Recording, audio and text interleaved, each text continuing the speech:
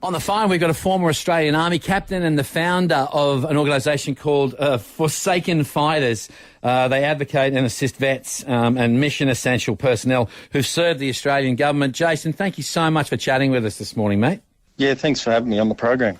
Hey, look, we've asked this question yesterday, and I want to ask you again today. How do you feel when you see what we're witnessing out of Kabul, Afghanistan at the moment?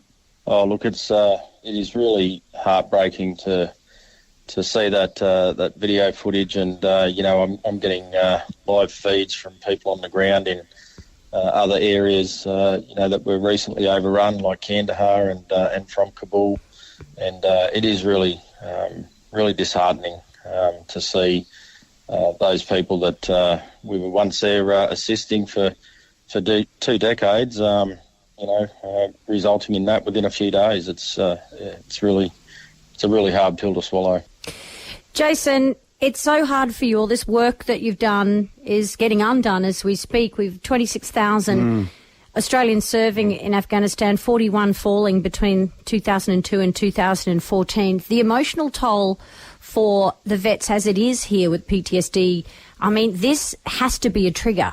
Yeah, look, it's, what I say to other people is we achieved some really great things in Afghanistan, and I don't think you can overstate the importance of hope, and that's what we gave to Afghanistan for 2 decades. We gave a lot of people a lot of hope. We made some good friends and allies over there, and we built roads, we built schools, we built hospitals, and to see all of that being torn down and burnt, and the people that assisted us, that allied themselves with us to go out and deliver that hope and create that infrastructure that we created over there, to see them now left behind and being targeted and actively hunted down and killed by the Taliban is extremely difficult. Bloody hell. Jason, I find it fascinating you talking to yourself. You've been there, you've witnessed it, you've been on the ground, you're getting messages from people over there.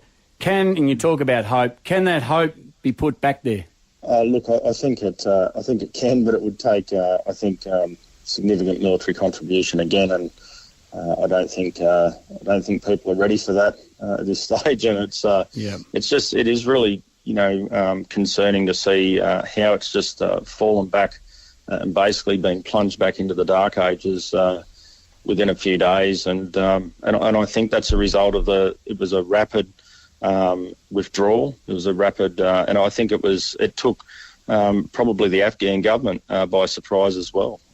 So I think it's we've got a lot to answer on the way in which we've exited that 2-decade campaign there, and you've got to remember, it was a conflict where we seem to have won every battle, but we lost the war. And it's really concerning. I know there's a lot of veterans out there questioning their contribution and was it all worth it? And I just say to those veterans that I think we can reconcile in our own minds that we did really great things. We achieved a lot over there in that 2 decade. We made some good friends, and what we're seeing at the moment and witnessing with our friends being left behind, that's yet again our veterans are being let down by our government.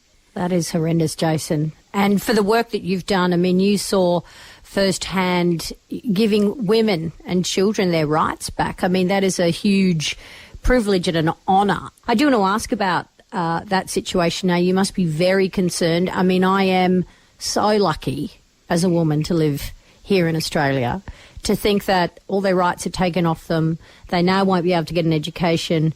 The rapes are horrendous, and the public stonings and executions of women, that must break your heart. Oh, look, it does. I'm getting feeds there from Kandahar when it was falling, and people on the ground, interpreters on the ground, telling me that the Taliban are taking young girls as young as 10 from families and giving them as prizes to Taliban fighters. It's just horrendous, the stuff that is going on over there. They're exacting reprisals against those interpreters that assisted us, and it's not just them. It's their families as well. It's their kids, it's their wives, it's their mothers and fathers. All of those people are at significant risk of harm because of their assistance that they gave to Australian forces. And, you know, look, none of those individuals would have put their hand up if we had have said 20 years ago, look, we need your hand. We need you guys to give us a hand, because the key component to counterinsurgency operations is communication. You can't do counterinsurgency without communication. And I can guarantee you 20 years ago, if we had have said, look, if you give us a hand, we'll probably be leaving here at the end of this, and we won't have won.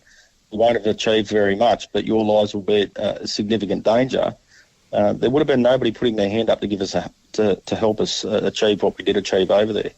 And to leave them now and abandon them and their families, their daughters, their sons, their wives, and leave them to the reprisals of a resurgent Taliban is just, we've got a lot of soul searching in government to do, I think. Jason Scaines, thank you so much for your time. He's the founder of Forsaken Fighters. They are a not-for-profit. And their aim is to advocate and assist vets and mission essential personnel who've served the Australian government in wars, in conflicts. Thank you so much for what you do, mate. If you can find some money to donate online for Forsaken Fighters, I'm sure Jason Scaines would really appreciate it. We really appreciate your time, mate. Thank you. Thanks very much for having me, team.